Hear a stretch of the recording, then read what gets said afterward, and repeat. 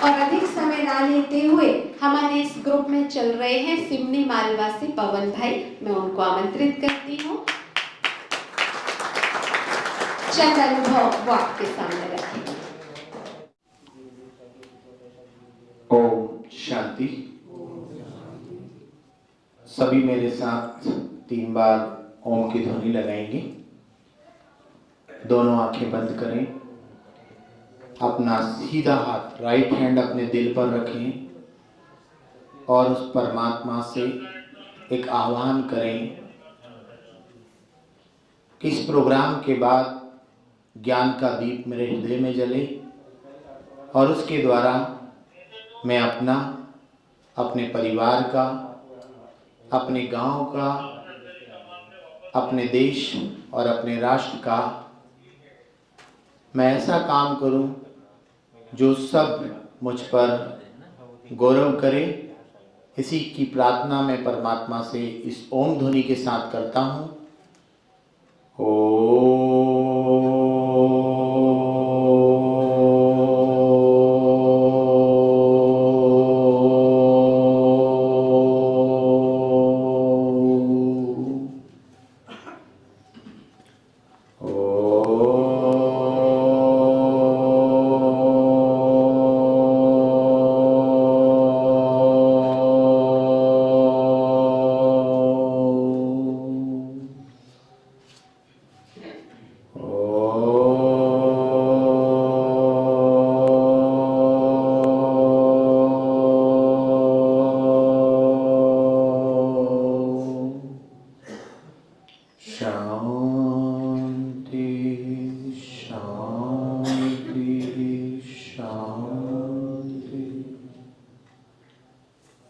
Relax कर दें अपने आप को।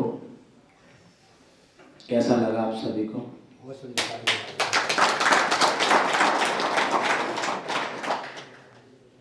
ये हमारी ओरिजिनल स्थिति है। ये हम अपने जीवन में चाहते हैं। इस प्रकार हमारे जीवन में शांति हो, सुख हो, आनंद हो और प्रेम हो। इस संसार में आया हुआ हर प्राणी इसी ओर जाना चाहता है, मगर अपनी इच्छा वृत्ति, अपने मनोबल को कमजोर कर लेना, इस कारण से हम इस राह से भटककर अनेक राहों में पहुंच जाते हैं और वो राहें हमें भटकाकर कहीं ना कहीं गलत दिशा में ले जाती है। जिस स्थान पर बैठे हैं हम लोग, उस स्थान को ही सुधार गृह कहा गया। जहाँ पर भी इस संसार में परमात्मा ने आपको पहुँचाया, अगर आप किसी प्रकार की कोई गलती करते हैं तो कहते हैं पहला शिक्षक माँ है, अगर उसकी नहीं मानते हैं, और अगर हम गलतियाँ करते हैं तो दूसरा शिक्षक गुरु है जिसकी हम नहीं मानते हैं, और उनकी शिक्षा को भी जब धारण नहीं करते हैं तो तीसरा शिक्षक यहाँ बताया गया है। इसीलिए इसका नाम क्या रखा गया? सुधार गृह। जहाँ पर हमारे विचारों को सुधारने के लिए बुलाया जाता है, यहाँ कोई जोर जबरदस्ती नहीं की जाती है। आप अपने विचारों को सुधार लो और विचारों को सुधार कर जब इस संसार से, इस जेल से जब बाहर जाओ आप, तो नया जीवन हो आपका, श्रेष्ठ जीवन हो आपका। यहाँ कई ऐसे भी हैं जो बिना गलती के भी पहुंच जाते हैं। कोई अपने अंदर की विकार वृत्ति के कारण जो है गलतियां कर लेते हैं और यहाँ पहुंच जाते हैं। तो अब हमें आगे जीवन के लिए क्या करना है, उसके लिए यहाँ पढ़ाया जाता है। जीवन को सुधारने के लिए ब्रह्मा कुमारी ईश्वरी विश्वविद्यालय यहाँ आकर आपको समय प्रति समय ज्ञान देता है। कौन सा? आत्मा का ज्ञान। इस संसार में जो आप प्राप्ति करना चाहते हैं वो यहीं रह जाएगा। फिर वेर भाव क्यों, फिर दूसरों के प्रति ईर्ष्या भाव क्यों, सब कुछ यहीं खत्म होने वाला है। तो इसे हमें बढ़ाने के लिए, इसे आगे चलाने के लिए आपको आवश्यक है जीवन को परिवर्तन करना। और जीवन हमारा जितना परिवर्तन होगा उतना हम अपने श्रेष्ठ जीवन की ओर जा सकते हैं। उसके लिए ये अभियान निकाला गया है स्वच्छता का। स्वच्छता माना पहली स्वच्छता ही है हमारे मन की। आज हम यहाँ बैठे हुए हैं, मगर यहाँ बैठे हुए भी हम अगर किसी व्यक्ति ने कुछ कहा है उस कारण से हम अगर यहाँ आए हैं तो उसके प्रति द्वेष भाव, ईर्ष्या भाव, नफरत भाव या बदले की भावना अभी भी हमारे अंदर की अग्नि को जला रही है। यह है मन को अस्वच्छ करना। ना वो आपको सुखी रहने दे रही है, ना जो वो बाहर बैठा है उसे सुखी रहने दे रही है। यहाँ पर एक अगरबत्ती जल रही है। अब इस अगरबत्ती का दायरा है जो उससे निकल रहा है वो इस पूरे वायुमंडल में फैल रहा है। फैल रहा है नहीं फैल रहा है? ऐसा ही काम हमारा मन करता है। आप मन से जैसे विचार तैयार करेंगे वो विचार चारों तरफ फैलते हैं और वही फिर हमारे जीवन में होता है। तो हमें आवश्यकता है आज मन की अस्वच्छता को मिटाने के लिए अपने विचारों को शुद्ध करना।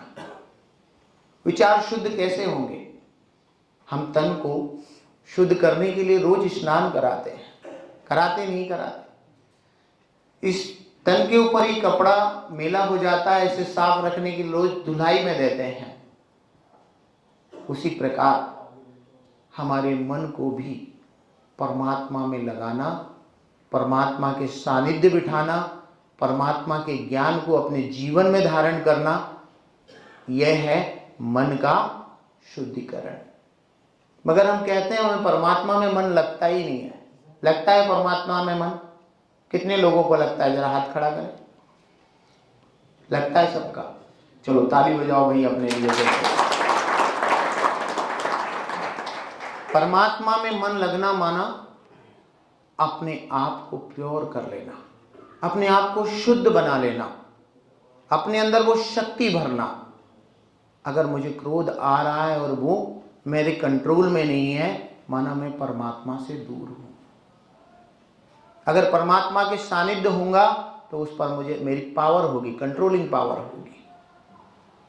और भी कोई विकार मेरे अंदर आ रहा है या कोई बुराइयां अगर मेरे अंदर आ रही है और अगर वो मैं ग्रहण कर रहा हूं, माना मैं परमात्मा से दूर हूं।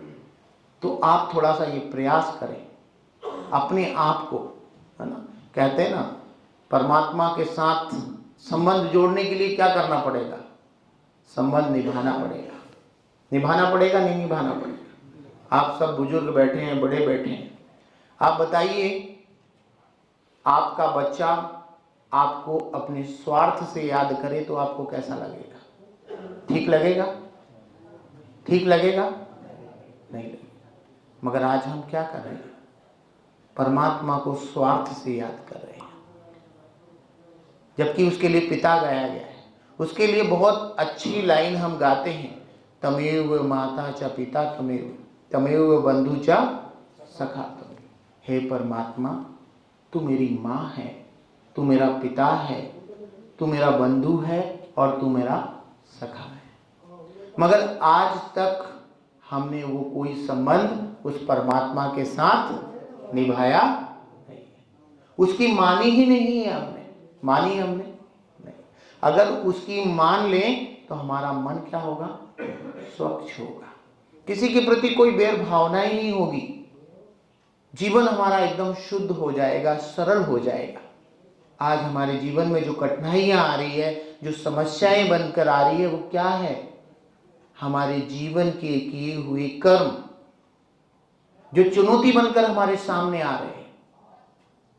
उस चुनौती को हटाने के लिए मेरे प्रिय भाई और यहाँ बैठे हुए हैं, तो आप एक संकल्प लें, मुझे परमात्मा को थोड़ा समय 1 घंटा बिना निस्वार्थ से याद करना है।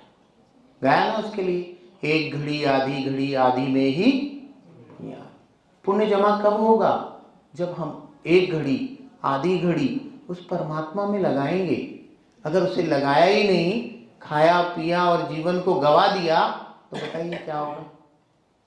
यहाँ की बैंक बैलेंस तो बहुत भरी है, मगर पुण्य रूपी पूंजी जो आपके साथ जाने वाली है, आप उसमें तो झांक कर देखो, कुछ रखा है नहीं रखा है, और वही साथ जाना है, दूसरा कुछ जाना है साथ वाला। ये सब कुछ महल माड़ी यहाँ की समस्याएं, व्यक्ति जाता है तो सब यहीं रह जाता है, कुछ जाने वाला नहीं है। तो थोड़ा सा समय परमात्मा के लिए दें, और वो जब परमात्मा के लिए देंगे तो परमात्मा आपके जीवन में बहुत अच्छा समय लाने वाला है, और वो अच्छा समय हमारा जीवन बहुत अच्छा और सरल बना देगा। तो कौन कौन चाहेंगे यहाँ पर समय देना? हाथ खड़ा करें। सब लोग चाहते हैं?